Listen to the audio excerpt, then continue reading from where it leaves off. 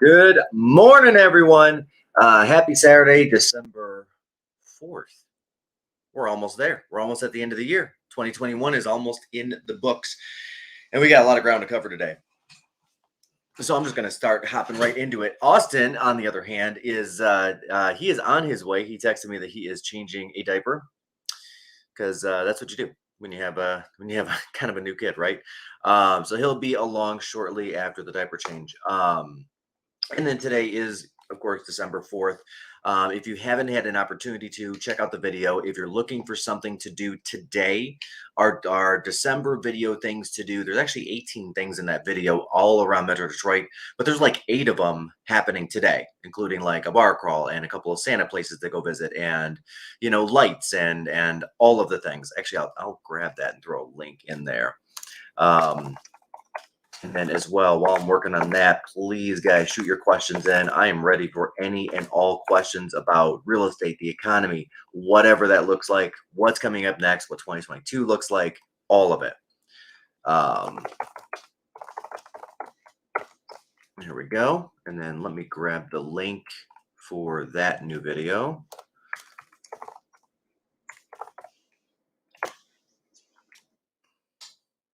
Things I probably could have had ready. And that's okay. That's okay. We're going to get there.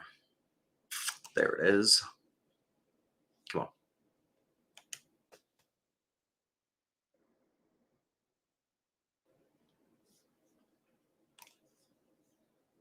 There we go. All right. And then there's the new link to the new video that we just launched last week on all of the wonderful things there is to do in and around Metro Detroit here in December. And again, guys, completely worth it. All right, unpacking. So on Friday, we got the jobs report. I don't know if anybody had a chance to take a look into it, but we did have the new jobs report that came out, a little on the disappointing side at 210,000 jobs. Definitely a miss compared to last. I think it's a little better than it looks. I know there are some economists that are looking at this like, the number added was below expectations, and we were really hoping for more like a 350 or a 340 or a 360. However, 210,000 for November this year, I would put down as a W in the W category for a win. And here's the reason why. So last month we had a pretty darn good jobs report, and a lot of that was seasonal people that were being picked up, right? And what I mean by that is like people that that go work for Amazon. There we go. There it is. So Amazon hires a lot of seasonal workers. Oh, that's a good poll too. Who else does? Walmart does, Target does, all of those places, right? And so we saw that uptick actually a month earlier than we would have otherwise seen. So in years past, usually that hits the November report, not the November report, not the October report. This year we saw it hit the October report. So that whiff at 210,000 jobs really isn't we're down at 4% as far as unemployment goes, right? That is about as close to zero as you can get without inflation getting even worse. If that makes sense. So what this is looking like now is with 210,000 jobs there he is. There we go. With 210,000 jobs on the job report. What's up, Austin? Yo! How you doing, man? We were just talking about the jobs report that came out yesterday. Are we talking about Rudolph the Red-Nosed Live? That's right. Say hi. Yeah. Not excited. Yeah. Not excited for the bottom? What happened with the jobs report? All right, so the jobs report came out yesterday. We're showing around 210,000 jobs added, much lower than anticipated.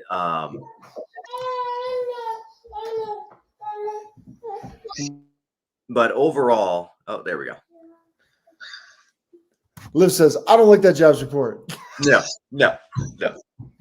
But overall, a good jobs report. I think it was a strong showing considering like we moved all the season, well, not all the season, but most of the seasonal workers up a month into October. And that's what hit that last job report versus November this year, which is where that usually sits, that extra 400,000 people.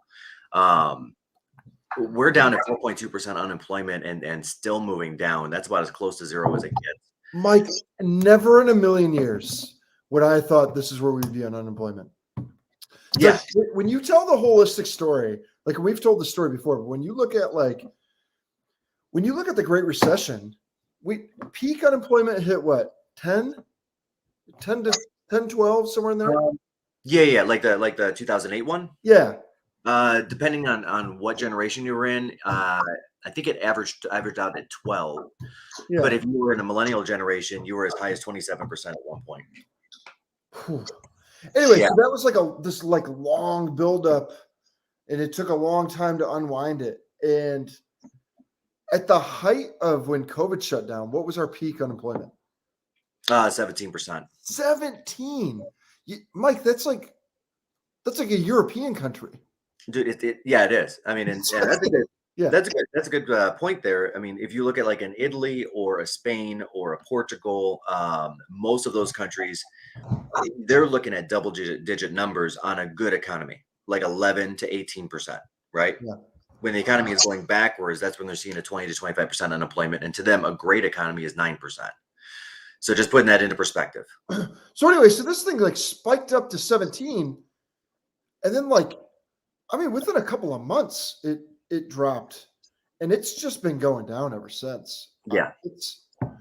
When's the last time you tried to hire anything? Like, when's the last time you tried to hire a plumber, an electrician, a contractor? Have you done anything? Dude, it's really difficult. It is super difficult right now. And we're still there, right? So, we've got 9.5 million contractors nationwide, but our economy it needed 12 million over the summer, and now that number's moving up to 13 million. Trade school's a thing, guys. I mean, if you're looking for a great job and a great wage and longevity, electricians, pipe fitters, plumbers, right? Same thing. Mike, I had a plumber come out to one of my rental properties. Yeah. Yesterday, and just labor. Like it was like I had the part. I thought I would. It was a sub pump problem. I was like, I had already bought one at Home Depot. I went and took that one back because it had broken. I got the other one, and I just needed him to and there was some stuff that he had to do, but it was all labor. Yeah. I think I was paying $90 an hour in labor. I mean, he was there for a few hours. I paid $600.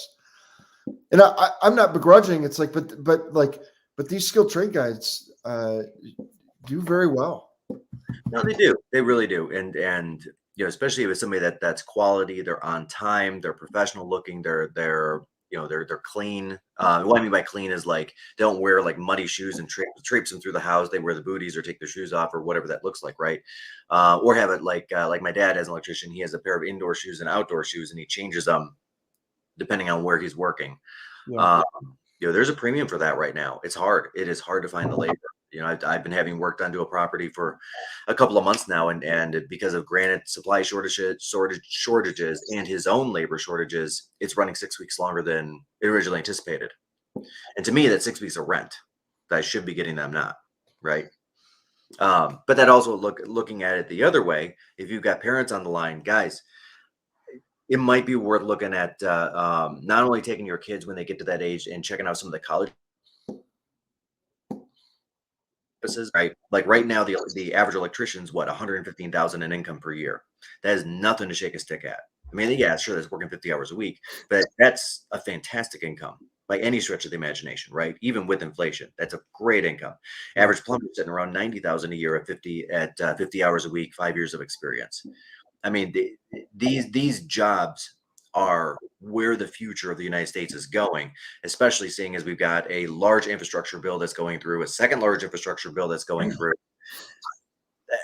That's just going to put more strain on that same problem, because what's going to end up happening is, they're going to go and, of course, get the jobs bid out, the various, roads and various, what do you call it, like bridges and things like that, and then that employer is going to go back and say, hey, look, I've got a 3-year runway worth of contracts. Hey, Mr. Electrician, why don't you come work for me at $70 an hour or $60 an hour? And they charge back the 110 or 115. But the electrician gets the stability of having a paycheck every single week, right? Yeah. And that's effectively what owners takes an electrician or a line worker or a plumber or a millwright, bless you, will take those jobs and those hours and then sell them in the form of a car. So they buy them at a lower the market rate and sell them in the form of a car. And the trade there is the consistency of employment. You know, you're getting a check from GM every week, or at least you used to. I don't know if that's the case anymore. Sure. Yeah. Well, isn't that interesting? There's always a trade-off between entrepreneurship and stability. There's no doubt about it. Yeah. Yeah. And then the other thing. Yeah. Go ahead. Sorry. No, keep going. Sorry. Yeah. And the other thing that I've been looking into a little bit is just watching this great resignation that's been happening. Yeah. And it's really interesting because there are a lot of employers that, of course, are struggling. And there are some that and reading articles about this, reading into commentary on it, there are some that are like, hey, I'm willing to struggle as an employer because I just don't believe we have moved up at this point. And some of those companies are really starting to hurt. There are some they're going the other way. They're saying, great, let's just get the employees in because we need to do the job because we've got contracts and we'd rather not say no to a contract, because if we say no to a contract, even if we're going slightly backwards or breaking even, we'll get that next contract a year down the road or 2 years down the road or 3 years down the road. So for some of these companies, they're willing to pay a little bit more now, or give a little more vacation, or give a little more as far as potential flexibility and bonuses or earned bonuses or whatever that looks like now, because they need that. And even if they're breaking even or going negative a little bit on whatever jobs they're doing, it's worth it, because otherwise the company might just go out of business, right? Because if you've got a company that's a contracting company, let's say you're in market research, or let's say you're in road construction, or let's say you're in home building, or whatever that looks like, and you're typically working for 10 to 15 clients at a time. If you lose any 5 of those clients because you can't fulfill the orders, you lose them forever. Because when they're gone, they're gone. They go to a different company. Yeah. Then you lose the referral, the whole thing. Yeah. So there are companies out there that have had these 10, 15, 20-year contracts with, let's say, General Motors or Ford or Chrysler or Lafarge or any of these companies, and they're willing to take a little bit of a loss right now and pump up the labor because they know that, hey, they've had a 30 or a 35-year relationship with General Motors. They're not willing to risk the next 35 years because they're going to have one bad year because of labor issues. Right?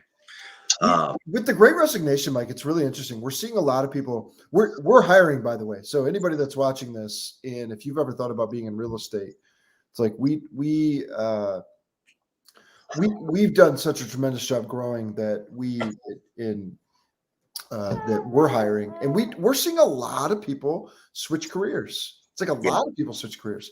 And what's interesting, Mike, is I don't know your opinion. Certainly we talk about this, but like the money is important. It's like, don't get me wrong, like money's important, but what we're finding increasingly, especially with people that we employ, is like all of the other things are more important than the money. It's like, as long as a certain amount of money is there, people care way more about the flexibility or the family or you know what I mean? It's like, it's increasing. And so there's like it's almost like a generational shift. And I'm not saying that it hasn't been coming a long time. I think it's just been progressively happening, but it's like, you used to work at a factory, and it was like in here in Metro Detroit, 60 years ago, you just worked at a factory. 50 years ago, you worked at a factory. And so it's progressed. And now people don't want to be chained to a desk or chained to a machine, or like they want the flexibility within their lives to be able to do things, So it's just a really interesting shift in dynamic. And it's almost like now we're old millennials. We're about as old as you get on millennials. And then, so our generation, and then I would say the next generation coming up, it's far more all of the other intangibles that they're looking for. It's it's not just a paycheck. They're looking for the intangibles. Yeah. No, and for sure. And then we've had studies going back 20, 30 years showing that, money is number 2 or number 3. How people are treated at work, the culture, that's always been We talk about that all the time. Right on our first interview with people, we say this, and we talk about it constantly. It's like the number one thing that we hire and fire to is culture. If you're not the type of human being that genuinely cares what happens to other human beings and wants to take the time to listen to people and help them accomplish what's important to their families, it's like, it just doesn't work on our team. It doesn't work in real estate, So we talk about it constantly. Yeah. And then final kind of pin on this one for the job support and sure. Your comment on there. You might have to move, right? So part of this great resignation and looking for this other job, some people are finding that they're not finding the jobs within the area or the municipality you're looking for. And here's the that, right? So we've got a $17 billion factory that Samsung is committed to for building chips here in the United States, so we don't run into the same problem again. But they're doing that in Austin, right? So if you're looking for something that could pertain to that factory, that could pertain to either building it or running the back end of it, right? Running IT for it, let's say, there's a good chance you're moving to Austin. It just is what it is, right?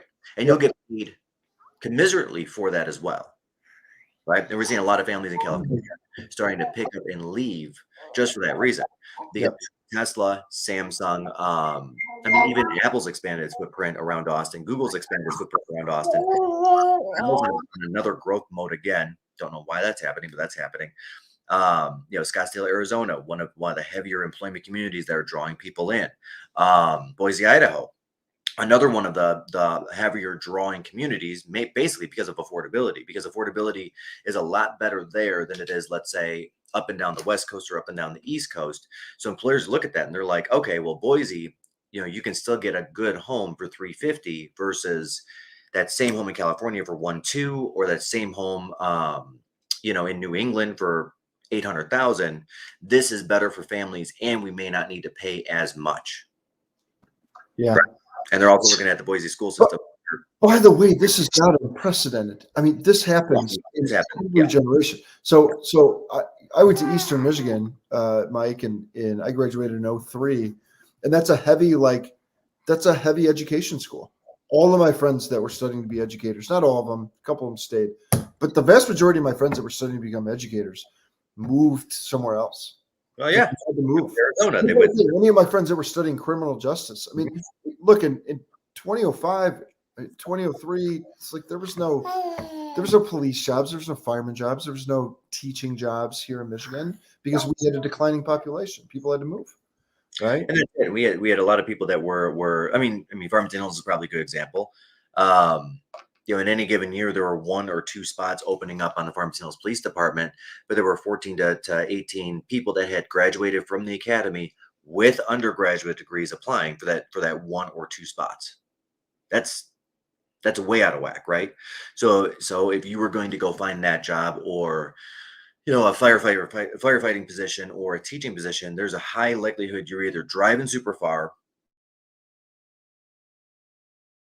or more than likely Phoenix. You're going to Nevada, right? Any of those super growth areas during that last down market, or just before the last down Texas. Market. Yeah, same thing. Texas.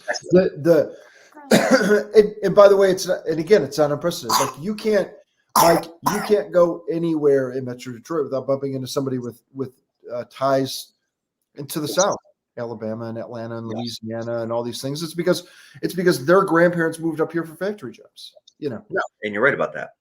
And you're absolutely tough, though. If you're on the end of your career, it's like that's a tough thing. And so that's another really interesting point, Mike. It's like we're seeing a lot of people that we've got some really great agents on our team, same kind of thing. And I'm not saying just to be an agent, but I'm saying other industries are experiencing this as well. So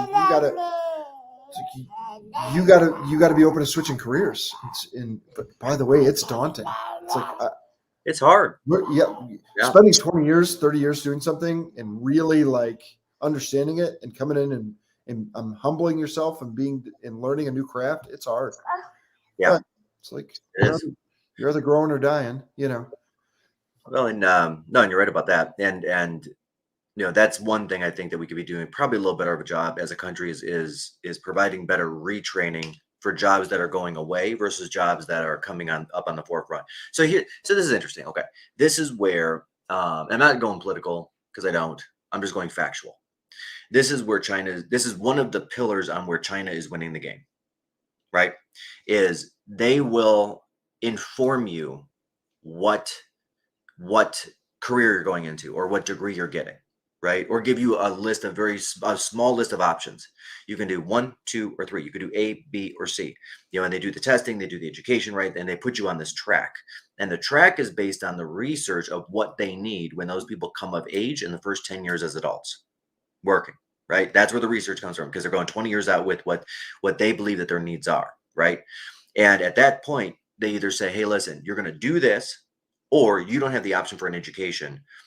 You got to pay for it yourself, which frankly they can't, right? Let's be real. They can't. I mean, as a nation overall, they're not as well off as we are on a per capita basis per individual citizen. That's a great way to put that.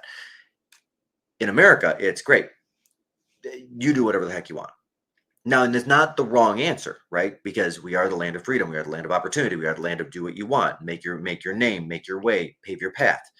And I think that we could do a better job on the other side saying, hey, listen, all of our studies are showing that we are going to need another 150 to 200,000 electrical engineers than what we currently have just for automotive, not to mention all of the other things that we need. So I'll tell you what, for people that are going into electrical engineering this year that would consider it, we have scholarships for. You want to do it? You're getting good enough grades in high school. You're testing into a high proclivity for that. Great. We will give you a scholarship to do this. Oh, you want to do general business just like everybody else does, which is what I did, and I've got a business degree, and it's not worth the paper it's printed on at this point. Not to be offensive, but what are you talking about? I use it all the time.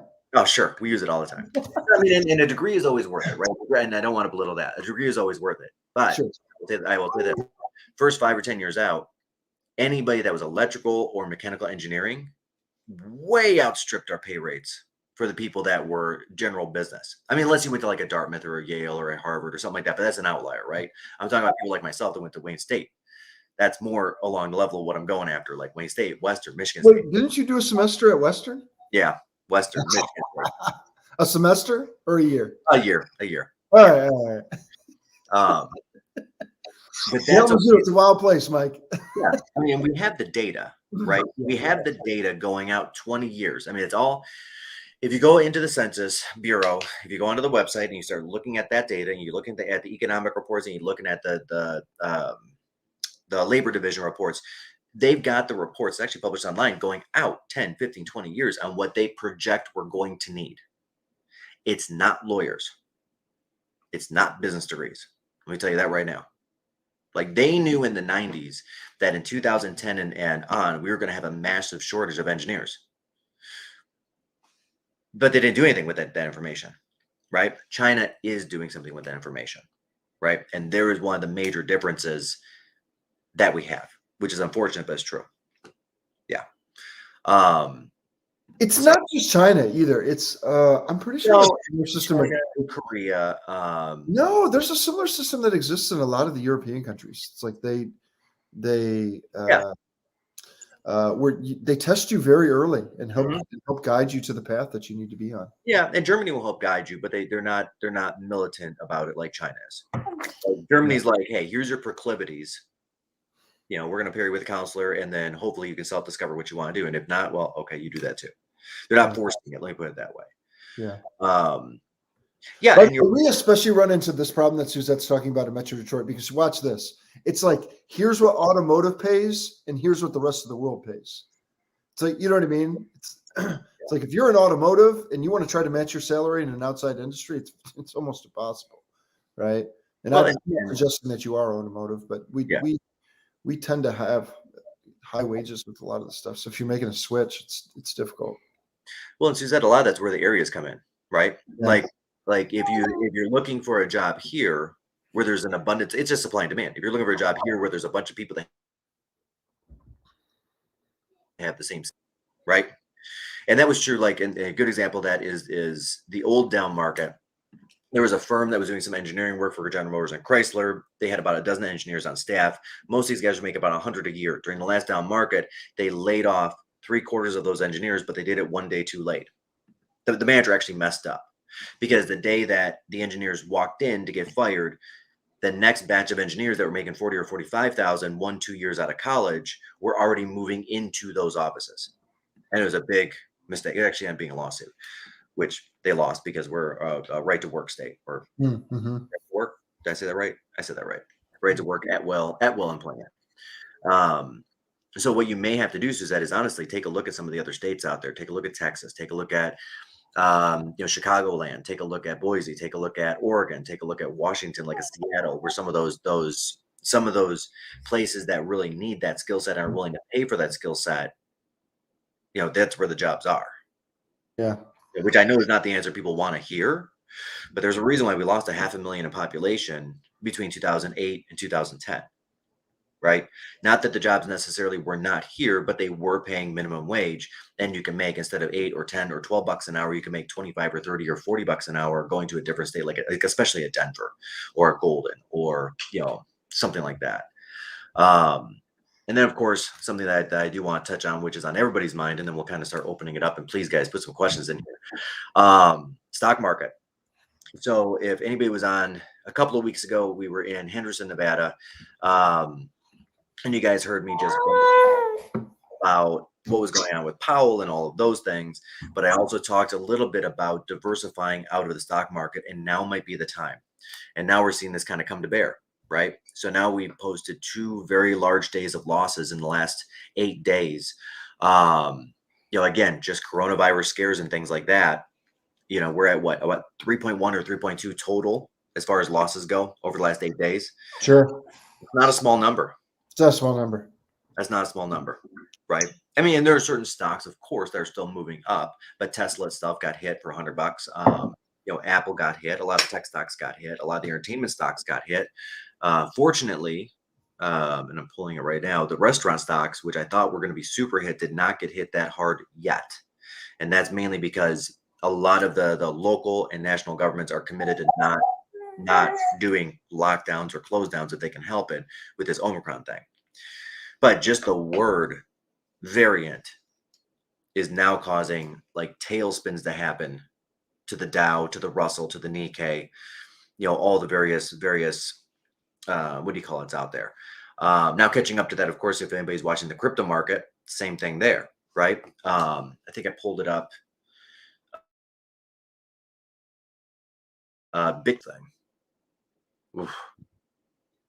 Okay, but Bitcoin's moving a little back up, but they were at 59 at the high in the last couple of months here, and it bottomed out at 42 overnight. Like I went to bed yesterday and it was a little bit above 50. I woke up this morning, it was at 47. I pulled it up just to look, hey, should I buy some more? And I realized that it went all the way down to 42 at like 3 in the morning. What did it peak at? 59 this time around. Huh. Yeah, and I'm looking at the 1 day percentage change for Bitcoin, 14%, Ethereum 12, Solana 13, negative. These are negative numbers. Luna 8.8, 15.5, Avalanche 15, Access 18. These are not small numbers. And typically speaking, as you guys may or may not know, the crypto market is actually somewhat tied to the volatility of the Dow and the NASDAQ. Right. So when the tech stocks got beat up a little bit, and when the greater market got beat up a little bit, here we go with a 24 delay, and there's our crypto stocks moving down as well. So that said, if you had pulled the money out and just threw it into a bank account a couple weeks ago when we were talking about that last time, it may be time to throw a little bit into the crypto market, specifically like a Bitcoin or an Ethereum, because those are down and those will go back up. If you want to get a little more reckless with it, go for it. I wouldn't advise it. I mean, yeah, we've all seen what Dogecoin and Sheep does, and Floki coin, where it's a run up for no good reason, then drops back down and then sits at that low level. And trying to time that stuff has become nearly impossible, as you guys know. But one man's opinion. Okay, that was a lot. What do you think we're going to do with it? You think, because we're at 4.1% on the unemployment, the jobs report was a little lower. Do you think we're cresting there? What do you think we're doing? I think we're cresting there mainly because we don't have the jobs. We don't have the people to fill the jobs. Right. So we've got over 1 million jobs that are sitting there open. Yet we were only able to fill 200 positions last month. Right. Like if you look at like Indeed's a good one that the government leans on for some of its tracking, and it's showing over 1 million jobs with open postings right now where they're actively interviewing. And sometimes companies will put jobs up there that will just be there forever. They don't actually have a job. They just want the perception of hiring. They're not actually hiring. And Indeed does a pretty good job of taking those out when they supply the data to the media and the government. When you take out that 900,000, we still have 1 to 1.1 million jobs sitting out there that are just unfilled. Right. And at the end of the day, I know the stock market got shook up, but I think we're still on that same trajectory of interest rates hitting 4% mid next year. I don't see anything that's derailing it at this moment. You think that aggressive? I think he's going to have to go that aggressive. You think to slow down inflation? I do. And the only predictor of future is what happened in the past. I mean, this is a guy that tried to raise interest rate 4 times in 1 year back in 18. Yeah. You know, when the market was not even as good as it is now. Yeah. Yeah. Here's the interesting part there, Mike. It's like we talk about affordability all the time. Mm-hmm. And if you're sitting on the fence, it's like 10%, 1% of interest rate is about 10% of purchasing power from a payment standpoint. So it's like you're a $400,000 home buyer. Your payment's going to be the same. If interest rates just go from 3 to 4, it's not, I mean, it's not even 4 is still amazing, but if interest rates go from 3 to 4, that same payment that you could buy right now at a 3% interest rate, you could buy a $400,000 home. And if it goes to 4%, now you buy a 360. Yeah. Now here's where I really think that matters. This is like the average American stays in their home about 10 years. It's like you got to have a checkup from the neck up conversation. Where do I want to be for the next 10 years? Yeah. And that's Right? I mean, and if you're thinking about selling, it's like, okay, yeah, you may end up paying a little bit more than what you would want to for a home, but it's like you're locking in on that lower interest rate and you're getting top dollar for your home. yeah. It's like where do I want to be 10 years from now? And we've got a number of people on the team that have taken advantage in the last 6 months and refied because they're seeing the same writing on the wall that we are, that we're probably the lowest rates is going to be for probably the next 10 years. I mean, I don't think that we're going to get back in the next decade to 8 or 9% interest rates. I mean, I could be wrong. Who knows, right? But I just don't see that in the cards because at this point we've had such low interest rates for almost 20 years. She just fell asleep on me. I got to go. I'm going to try to put her down. Hold on. Yeah, do it. That's awesome. But with literally, guys, we've had, I mean, interest rates really started coming down in the late 90s. And I think my first interest rate, I want to say, was 8.75 or 9 or 9.25, somewhere right in that range when I bought my first property. And it just kept going down to the point that people were refinancing every 18 months because rates were dropping that fast over the next 5 years. So we're at 15 years at this low of an interest rate. If we were to hit anywhere in the 8 or 9 or 10% range anytime in the next 5 or even 10 years, I think it would just severely, severely handicap the economy. Period. Like I don't see any way that we can get there. I do see where we're probably going to need to get to a 4%, maybe a 5% over the next couple of years, 4% mid next year to end of next year, and 5% because we need to bring this inflation down. It is destructive to our economy at this point because wage growth is sure it's at the fastest it's been in the last 20 years, or actually 30 years. I think it is fastest it's been in the last 30 years, but inflation is the highest it's been in 50. So that's if you're making $1 more, but everything costs $2 more, you're not getting any gains. You're just not getting any gains. That's just how that works, right? Anyway, many tangents today. Landing the plane on it, though, we had talked a couple weeks ago about potentially shifting money out of the stock market. If you had done that, good for you. If you hadn't, that's okay. I think we're going to recover over the next 6 weeks anyway, whatever loss. It's all duration. It doesn't matter. And looking at it again, guys, two places that I would recommend taking a look at putting money into for two different reasons. One, of course, is real estate, because at the end of the day, it always goes up. We know that real estate doesn't go out of business like companies do. Like companies could make some like Kodak could make some very bad decisions, which they did. They actually had digital cameras first, and then they shelved them for almost 10 years and let other companies develop the technology because they couldn't see the cart for the horse, and actually say, hey, there is a product here, because their product was actually film. It wasn't even the camera. With Kodak, it was the film they were selling that was the big money maker, and they couldn't figure out how to get past the film and how to pivot as a company, right? So even in stocks that do very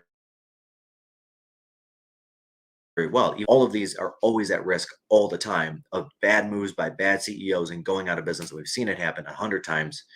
Who remembers MySpace? Let's be real. That's a good example of that. They couldn't figure out how to make money and monetize, so they sold to Microsoft, and then Microsoft was like, okay, we don't do that either. So they went out of business. So there's real estate. Who remembers MySpace? I know, right? And then second one, the emergency funds that you guys have. I know a lot. I know we have talked in the past about interest rates on savings accounts and stuff like that. And again, we got to keep the money available so it can be had within 24 hours, right? But it doesn't mean it needs to be in a crap savings account. Doing my research, I did walk into Huntington Bank yesterday and I said, okay, I want a list of every type of account you have and every interest payment that you have. Right. Of the 20 different account types they had was a 0.25% interest rate if I wasn't willing to lock up the money for 6 months at a minimum, right? At that point, it was moving up towards a half. But there are banks out there, there are online banks out there. M1 Finance is one that I've looked at very, very hard. Which you can also, it's kind of a Robinhood player, right? So originally their intention was to be a stock trading platform similar to Robinhood or Ameritrade or any of those. The differences here are twofold. One, you can only make one trade per day, which is why I will never use it for trading, because if I see something in the news and I want to sell real fast, I don't want to miss the window because I already made a trade that day. You made a trade that day, yeah. But second, I am going to use it and I'm going to move over my emergency funds into it because it pays a full 1% on their checking account right now. And that's nothing to shake a stick at. Yeah. Right. And I know 1% is everybody on here is thinking, what are we talking about? 1%. 1% sucks. If I have, $5,000 in a savings account for emergency funds, let's just do the math on that. I want to make sure it's $500, right? Okay, no, it's $50. We're talking $50 a year. 1%. Not a lot of money, guys. But hey, you know what? It's $50 that I otherwise wouldn't have. Why not? Why not? And Austin, you talk about this on our Zooms at work. The inches matter. And all of the inches matter. If I can pick up $50 from this, and if I can pick up another $60 from this, and if I can cut this bill over here, and I can move this thing over here and tweak this over here, all of a sudden, I cleaned up $1,000 a month, either additional income coming in or income that's not going out, and that's how you build wealth.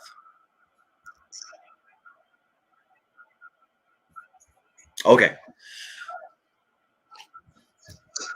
Ran through a lot. It's really interesting. So a gal on our team, Emily, just awesome. Emily's awesome. Emily Manley.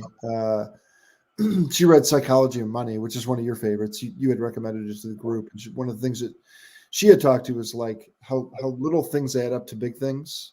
Yep. It's absolutely what. And the example that the book gives is about the Ice Age. It's like one day the snow started happening, and it was just like an inch here and there, an inch here and there. And then over the course of time, what ended up happening is the whole world was buried under snow and ice. It's like seemingly insignificant things add up to big things. That's what you're talking about. It's like anywhere you can find $50, if you can get it in there and you can start to invest and make money upon your money, it makes a big difference. And that's it. Yeah. We don't talk about refinancing enough. Like by the way, if you haven't refinanced in the last 2 years, you really should. We can help. We've got some really great lenders that we work side by side with. A great company called Silverline, but some other companies as well. And if you haven't refinanced in the last couple of years, you really should explore that conversation, because like one of the guys on our team, I think he saved $150, $200 a month, just like that. Like, that's not nothing. It's not nothing. It's $1,800 a year. And if you put it into, I don't know, if you put into like an S&P 500 fund, 1,800, he's probably got about another 20 working years in him. Let's just say, for retirement. Yeah. 7.2% increase. So 1.07. 7, 8, 9, 10, 11, 12, 13, 14, 15, 16, 17, 18, 19, 20. So if he takes that $150 a month and for that first year puts it into just an S&P 500 fund or a Russell 5000 fund or any of those funds where they do all the work, we don't do the work, and you're getting just the average of the last 30 years, including the down market, that 1,800 20 years from now, it is worth $6,965. $6,965. Yes, it is Morgan Housel.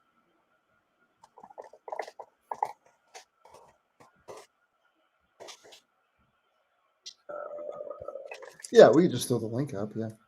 Yeah. Is that what you're doing? No, I was just saying, yes, that's the author.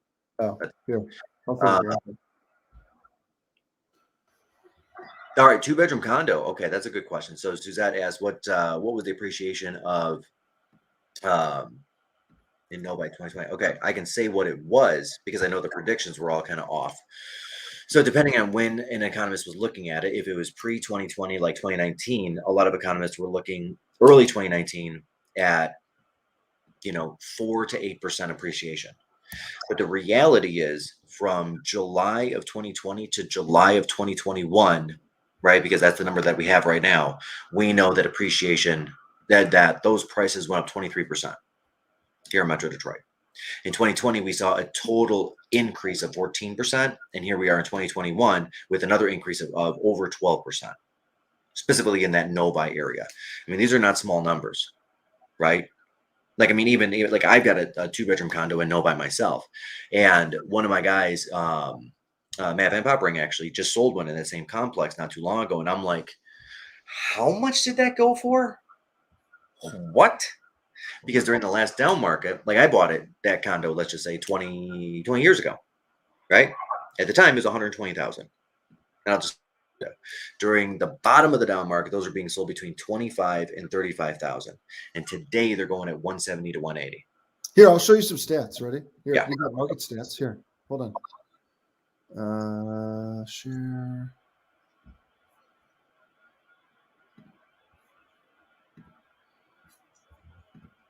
Yeah, and I'll say Novi in particular has fared very well.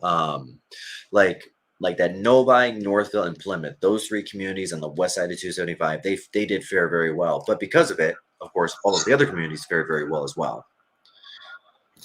If I click, click 100 to 450, okay, and I do condos in Novi schools. that's it. That's all we need. That's it. This is a 5-year graph, so you would have been in. Now, I can go beds, can I? Yeah, I can go 2 bedrooms.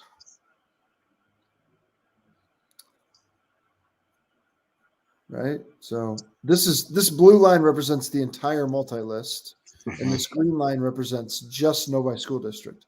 So your average 2-bedroom condo January 2016 in Novi School District was 130.37, and it's now 186. Yeah. What's that? Can we change it from 5 years down to a different number? Yeah. What do you want? What do we got? Is that 3 years? 135. Let's do 3. Okay.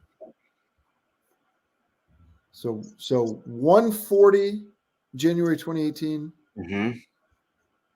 Peaked in October 190. Dipped a little down 186 on average. Yeah. And some of those little month fluctuations are just because, let's say that, there were 3 in Old Orchard that came up. Sure. Yeah. Right. And that dipped it down just a little bit versus the brownstones that are versus, let's say, Gateway Village, which will it could be a couple sales. Yeah. Going to the individual neighborhoods. Or like Lake Point, or sometimes you'll see 3 or 4 people move at the same time in the same month because when one sign goes up, chances are there's 1 or 2 right behind it, right? So some of those jumps might be at one complex versus a different one. Maples of Novi is not in here because those are Walled Lake schools.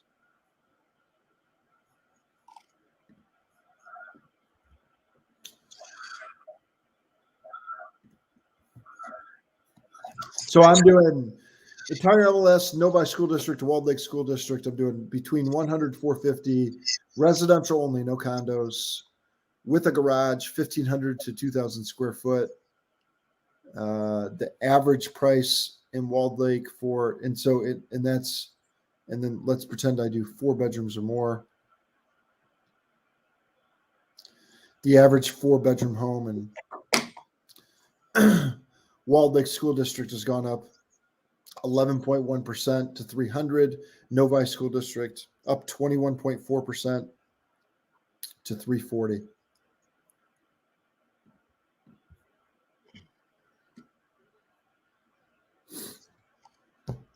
That's amazing. It's amazing. But here we are. So this is where we're at. And this is very, very much not likely to move back down the other way for the next, I don't know, the amount of years that I'm in real estate, that's for sure. Here's what's interesting. Look at this, Mike. If I do just 3 bedrooms, it's moved slower. So like 3-bedroom homes in Novi School Districts are up 4.4%. They're up 10.5% in Walled Lake. If I go 4 bedrooms, 11.1, 21.4. What does that tell you? Buy a 4-bedroom home. Buy a 4-bedroom home. Yeah. Families want 4 bedrooms. Well, it depends on what you want, right? So if appreciation is your ultimate monkey, then yeah, you're going for a 4-bedroom home. If you want bigger rooms, then probably a 3-bedroom home because you get to look a little bit extra square footage in those other bedrooms. Yeah. It's like increasingly families want 4 bedrooms. I mean, if you've got if you're in a certain area because you want to be in a school district, 4 bedrooms really matters. Yeah, it really does. It really does. I hope that's helpful. So we got the jobs report coming in at 210,000, which was again a big whiff, big miss compared to what they were projecting. I think it was robbing Peter to pay Paul a little bit. We had a great jobs report last month, but again, seasonal workers really brought that to the forefront between Amazon, Walmart, Target, those guys. I think we're here, guys, where our S&Ps are our NASDAQs, our Russells, our Nikkei index in Japan, like these guys are starting to get to the top level when the interest rates go up. So this is interesting. So when interest rates going up will cause inflation to slow. And the reason it will cause inflation to slow, of course, is supply and demand. Companies don't want to spend the money on the big projects because they're borrowing that money. And when the money gets too expensive, they decide that the project isn't worth it, right? The what do they call that? The juice ain't worth the squeeze. Ain't worth the squeeze. Ain't worth the squeeze. And then once that happens, then revenue increases by companies won't happen as rapidly as they have, which again will affect the stock market. And then we will see the stock market itself go into a slow growth. In the meantime, guys, we did have rents go up 14% here in Michigan over the last 12 months. If you're looking at a place where you're looking to park 10, 20, 30, 40,000, and you don't necessarily want it to be in something as volatile as like the stock market, I would heavily consider real estate. We're seeing very good returns on rentals and real estate. Again, as long as you're in the right area and you're picking up the right property and you're getting the right tenants that aren't just like going to not pay, right? As long as you get those couple of things, Michigan real estate is a great place to park money for the next 5 or 10 years and see some pretty good growth out of it that I don't know that we're going to see in the stock market. Now, for me, what that looks like is that doesn't mean I'm going to pull all my money out of the stock market because I've had a lot of gains because I did really well with the pandemic and that big drop. But what it does look like is I'm only going to be putting in maybe 20% of what I have been because I've been super aggressive on the stock market in the last 18 months, 24 months. I'm only going to put in like 20%. And then that other 80%, I'm going to start shifting that into buying more rental properties. Yeah. And that's where that's going to go because frankly, I may not see as much as far as the gain side. I mean, my Apple stock's up 60%. My Tesla stock's up over 100%. I mean, let's be real. You don't get those gains in real estate, but those are also temporary gains because don't forget, guys, like right now, Tesla's valued more than the next 4 auto manufacturers combined. Rivian is coming right up behind them. They've only put 150 cars, 200 cars on the street at this point, but their value is higher than General Motors, Ford, or Chrysler, or Honda, or Toyota. Which is craziness that they're at $110 billion valuation for a company that's put 150 cars on the road. That's it. Now, of course, part of the valuation goes to the contract they have with Amazon with the 100,000 vehicles that they are going to build for Amazon in the next 5 years. But those vehicles aren't built yet. And that contract could be canceled. I'm just saying, be careful with the stock market, guys. Yeah. Just be careful. Can I play around with this? Can I show you guys how I figure out the rental stuff? Like, yeah. If I want to move forward. Okay, so watch this. So I'm going to share this screen. So now, by the way, we can help you navigate this whole thing. Like if you're considering doing a rental for your investments, contact us so that so you don't do anything crazy. You know what I mean? So anyway, so can you see this property? So here's one. It's this. I mean, to me, this is just a very typical property. So this is 1752 Norton Creek. It's in Wixom. It's a 325 price point. It's been on the market 56 days. So that tells me it's like nobody's willing to pay 325 for that house. Anyway, take that for what it's worth.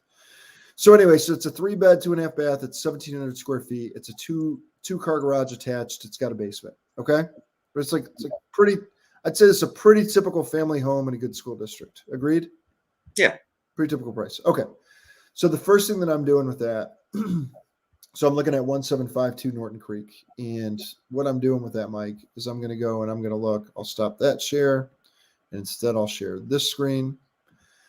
I'm not a big Zillow guy, but if you go into Zillow rentals, you can go price my rental. There's a way to do it. It works. So 1752 Norton Creek, $2,300 a month. Zestimate range $2,000 to $2,700. Look, I happen to live very close to this community. I can assure you, you're not getting $2,700. I actually think this $2,300 is probably pretty spot on for what you could get for this home, right? Yeah. To rent it, right? So, by the way, if you're a renter, watch this math. Okay, so I know the number's $2,300. So then I would go, and so we've got some tools, like a rental property calculator, right? So here, I'll show this.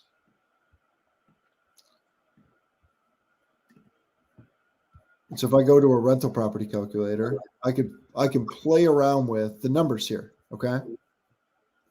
So I can say, okay, 325. Maybe I can negotiate. I can get that home for 310.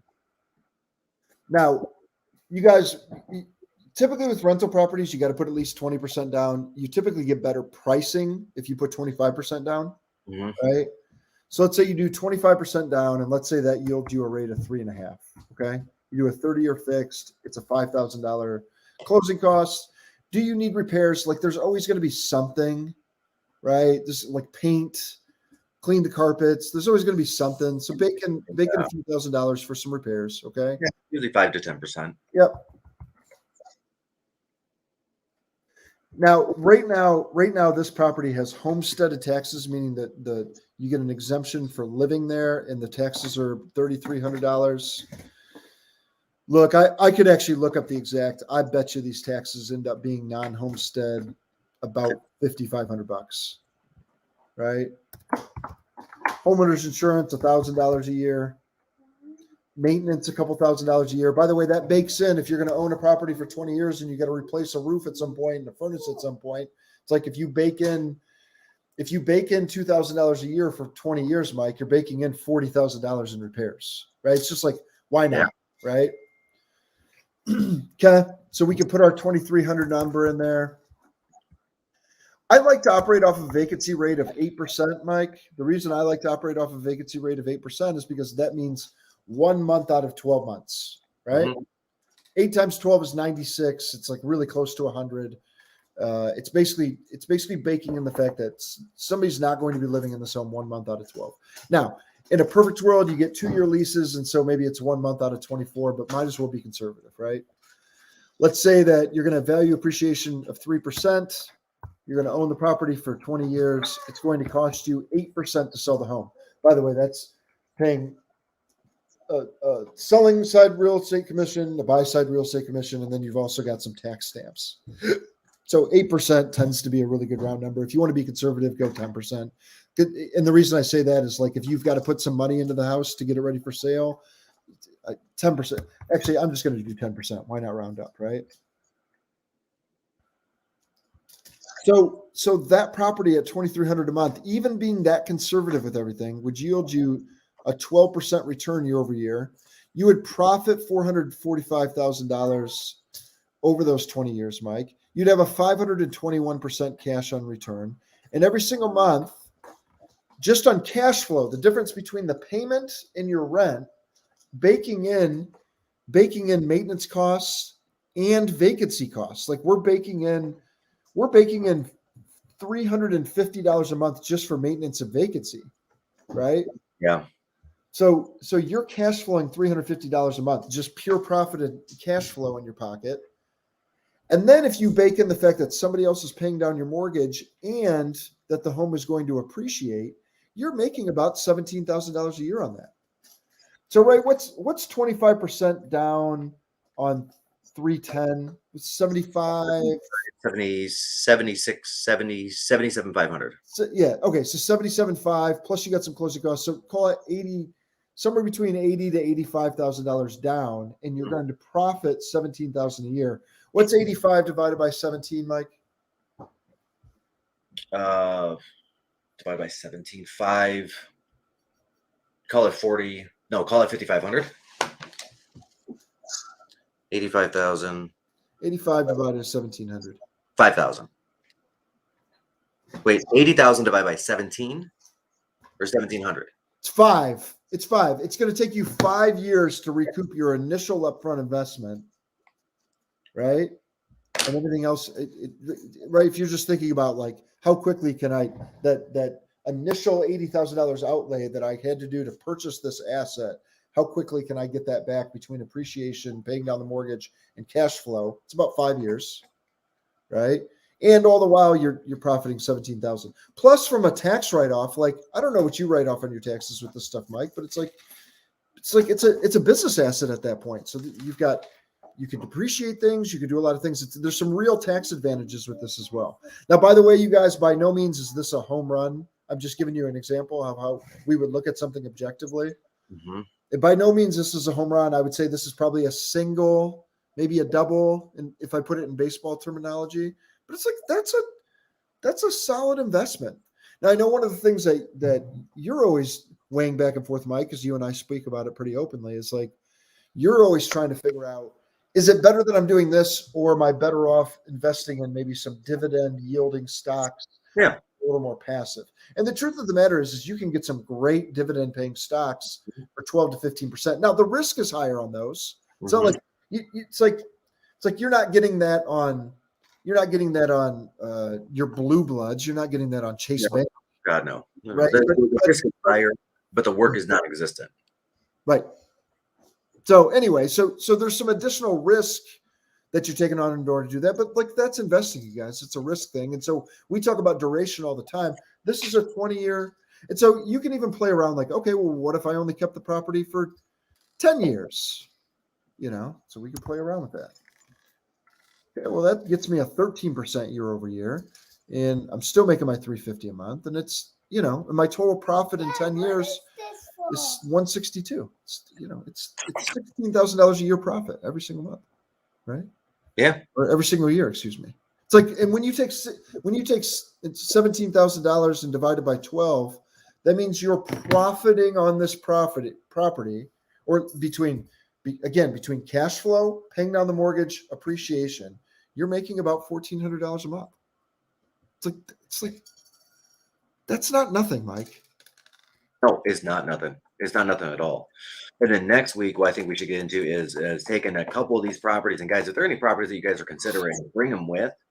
And I want to take a look at this positioned against some of the higher yield, not the highest risk, like medium risk, dividend funds, dividend individual stocks, all of those, and what a long-term growth pattern could look like for, let's say, Darden, or let's say Pepsi, or let's say QYLD, or ORC, or some of the more popular ones out there. And then let's run that out for 20 years and see where the clear winner is, or isn't. Yeah, I like that idea.